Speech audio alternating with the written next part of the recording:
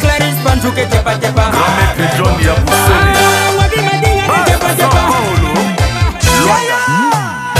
Maître Fidel Matondo Le sénateur Jack Njoli Pichou Mambito Wabi Mabinga Dode Mbeza Pipoli Gypsy Kabongo Alain Katanga Katange Moubola Ekabinga Kile le pétrolier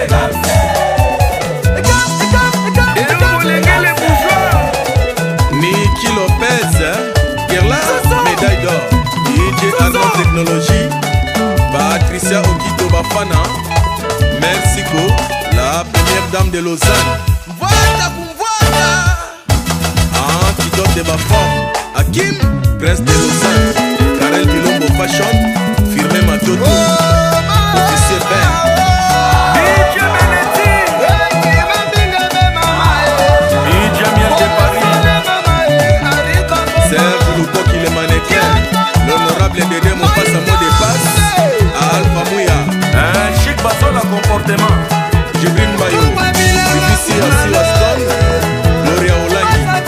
Eveline Kamo Lopez Délégué Zala Ken Piana Peggy Sassa Baloba Lisusu Osilia Van L'ingénieur qui est Dama Studio Play Records. Ludovic, le roi Manitou Samé Monanga Angoul Abena Kota Président Lambert Osango PDG KMB Chetemba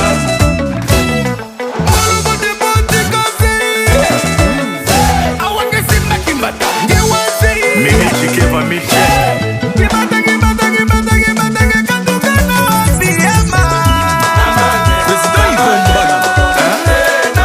Jobula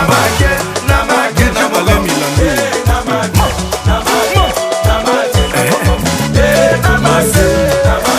Et Jolie Moussaka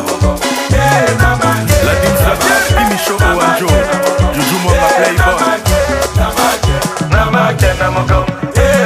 Boss Ibra Le prince de la ville Guy Malela Le boss Eric Madame Bébé veut rester debout Kabea Corinne Espoir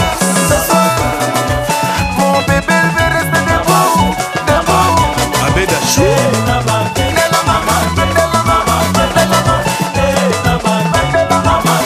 Fezola Maître Chilan Mon bébé veut rester debout L'honorable Jean-Pierre Liaou Cerveau d'État Bébé ne veut pas s'asseoir Mon bébé elle veut rester debout